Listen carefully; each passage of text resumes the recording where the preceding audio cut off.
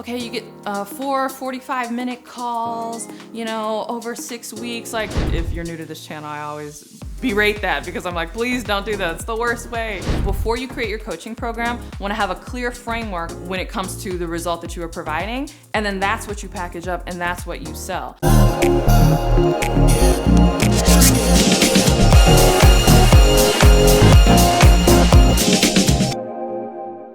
Hey, Courtney Sanders here. Welcome back to my channel. If you're new to me, I'm a full-time online life and business coach as well as wife and mom.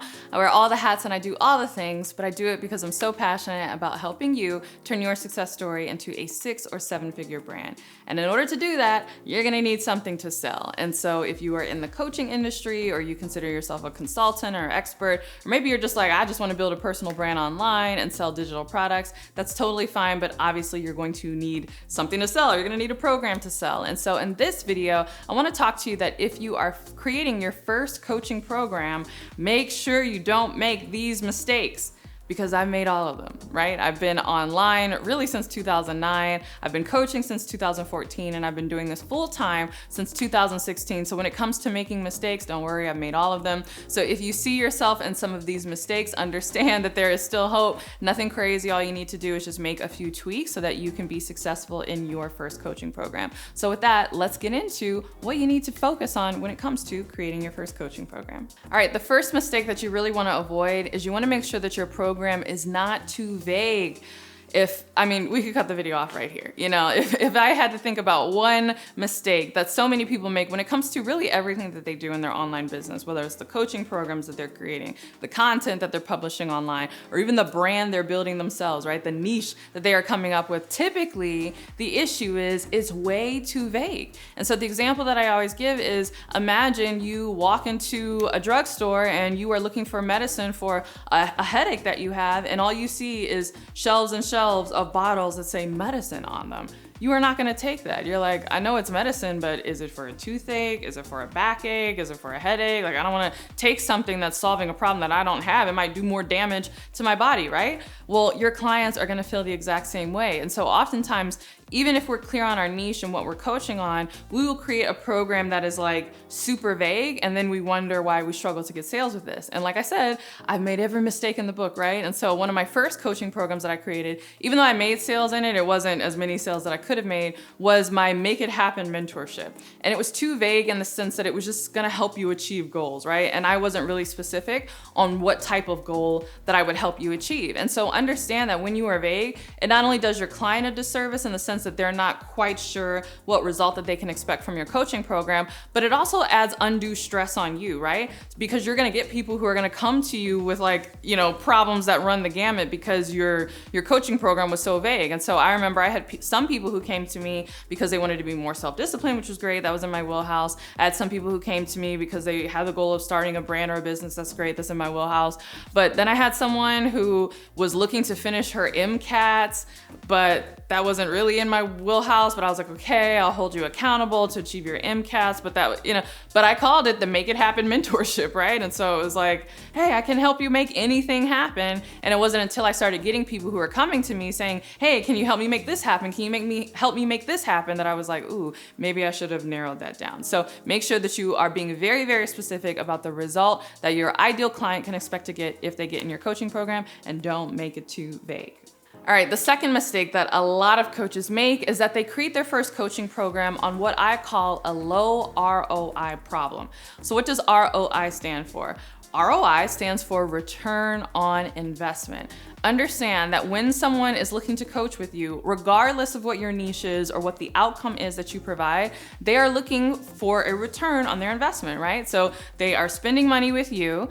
Essentially, they're investing in themselves because they want a particular outcome. Well, typically the amount that people are willing to invest is going to be correlated with the return that they're hoping to get. And so often many new coaches don't think about this, and they end up coming up with coaching programs that maybe it provides a result, but the return is not something that's like really life-changing or something that is so important in their ideal client's life that they're willing to invest a premium in order to do that. So, maybe you had a coaching program on how to make, how to make the perfect Christmas baskets for your house for the holidays, right? Maybe you make, I'm completely making this up. And as I'm recording this, it's in December, so I'm like, what's something that, maybe people would be interested in, right? Maybe you get people who raise their hands and say, oh yeah, I'm interested in whatever, decorating my house for Christmas or for the holidays, or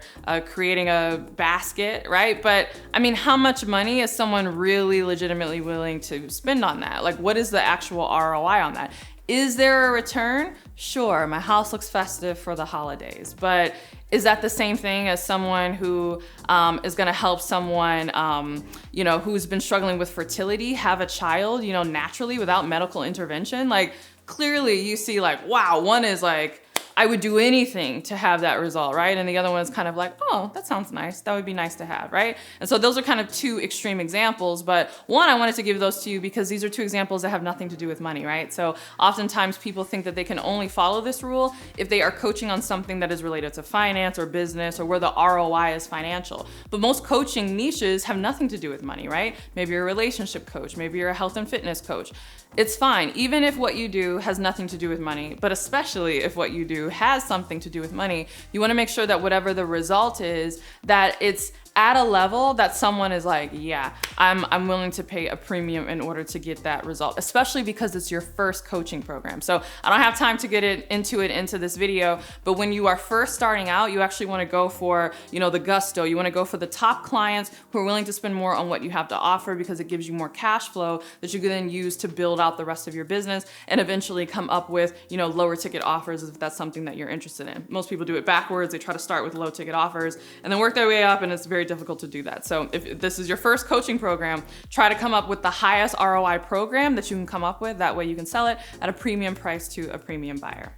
All right, the third mistake that you will not want to make is you don't want to create a coaching program that really should be a course. So I actually just did an entire video on this that you could check out somewhere on the screen or in the description box, but I go over the difference between a course and a coaching program and really what you should be keeping in mind when you're thinking about both. Oftentimes we come up with topics that we think would make great coaching programs, but then again, courses, it's really, I'll give you a hint, it's really more information focused, where coaching programs are really more transformation focused. And so if you are coming up with a topic that people, just want the information about, but they don't really want you holding their hand to get that transformation. If you don't know that, you're trying to sell this coaching program, you're trying to follow my previous advice of, making it a high ROI thing and charging a premium price for it. And you might be getting people who are kind of reluctant to join it because at the end of the day, it's not something that really even makes sense to have it packaged in a coaching program. It actually would do better if it was just kind of a self-paced course, maybe a smaller price point. Someone could just kind of jump into it and go through it at their leisure. So check out that video to figure out in detail how to discern between creating a course or creating a coaching program, but you really want to make sure that you're not making that mistake because that is going to affect the pricing. All right, I have more where that came from, but first I want to hear from you. What are you working on? Are you working on your first coaching program? Share what it's about in the comments below.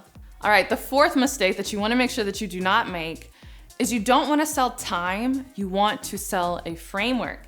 And I think about this because most people, when they get into the coaching, consulting, training business, they're like, I got knowledge, I wanna package it up for people where they can buy it from me. They immediately jump to this like, okay, you get 4 45-minute calls, over 6 weeks. Like, they start selling their time, even though it's a coaching package, right? So they know that it's not gonna be like, okay, I'm gonna sell an hour session for $150. If you're new to this channel, I always berate that because I'm like, please don't do that. It's the worst way to build a coaching business. So once people hear that and they get it, they're like, okay, I don't want to sell $150 coaching sessions. I want to create a coaching package because I watched this YouTube channel and this lady Courtney said, create a coaching package.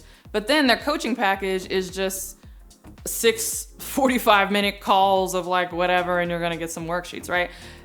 That's not really a package. You're selling time, I guess, in a package, but a coaching package is more than that. A coaching package is a specific framework that you are gonna walk people through in a specific duration. So yes, the time does matter if it's an 8-week coaching program or a 12-week coaching program or whatever, but the time is only relevant in the sense that it's how long you need to take, or someone on average would need to take in order to get the transformation. What's most important is the framework that you are gonna be walking people through, and that's ultimately what you're selling. So make sure that you even have a framework, right? You might have expertise in a specific area, but understand just because you know something doesn't mean that, okay, if someone just hops on, 6 calls with you and they're 45 minutes each for 6 weeks, that they're necessarily gonna get the transformation. Also, that creates more stress on you because each time they're coming on the calls, you're kind of racking your brain about like, okay, what do I need to teach them today in order to make sure that they get the results? You, before you create your coaching program, wanna have a clear framework on what it's gonna take for someone to get from point A to point Z when it comes to the result that you are providing. And then that's what you package up and that's what you sell. The time, how many weeks, whatever, not saying it's not important, but all of that is really gonna naturally shake itself out once you've come up with your framework. Once you know what your framework is and you think about how long it took you to do this, other people that you've helped, typically how long it takes them to get the end result, that will naturally tell you, all right, how long does it need to be? How many times do we need to be meeting? How long should the calls be? You'll have your answer. So I know when people come to me and they're like, Courtney, how long should my calls be? They haven't done this step. They're making this mistake. They haven't figured out what their framework is, because once you do the framework, it's gonna tell you all of that information. So make sure that you are selling a framework, not your time. All right, and the 5th mistake that many new coaches make when they are creating their first coaching program is they try to coach on a topic that they have no results in. They want to create a program around something that they have head knowledge in. I always talk about head knowledge, but they don't have hand knowledge in it. They don't have actual expertise, meaning like experience, right? Maybe they have expertise that they've read it in a book, or they've gone to school for this thing, but they haven't actually walked this thing out. And that really goes back to the previous point that I made in terms of you really want to sell your framework and not your time. It's very difficult to come up with a framework if you yourself have not walked the path that you are essentially charging your clients to walk through, right? Because there's a type of knowledge and a type of learning that really only comes through experience. I'm obviously not knocking education. I have my bachelor's degree, I have my MBA, been through plenty of education. But in addition to formal education or things that you read in a book, I have learned so much just through my experience of all of the life coaching topics and business coaching topics that I provide both coaching programs and courses on. And so there's unique insight that I can provide in all the arenas that I coach on that I would not have been able to provide had I not walked that path myself. In addition to that, walking that path also gives me credibility and makes it easier to market my services. Oftentimes it's very hard for people when they're trying to attract clients and they're trying to think about the right words to say and the right objections to overcome. And it's very like clinical and mechanical, and it's kind of like paint by numbers, tell me what to do in order to get clients.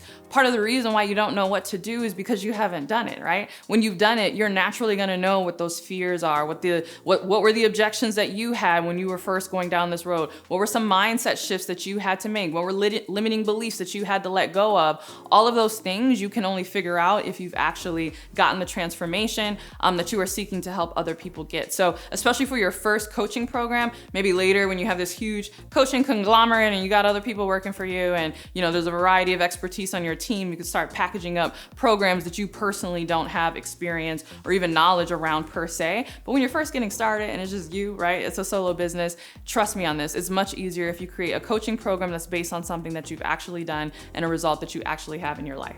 All right, I hope this was helpful for you. If it was and you are working on your first coaching program, then I invite you to join me in my coaching program, my signature coaching program. It's called the Next Big Name Bootcamp. It is amazing. I know obviously I'm biased, but I have spent a lot of time, money, and energy to make this program incredible. I've worked with a team of instructional designers to make sure that everyone who goes through the program is really gonna get the information and be able to apply it to their own business and brand. The videos are beautifully shot and beautifully edited. There's a custom coaching platform, and you can receive feedback on your questions. We have live coaching calls.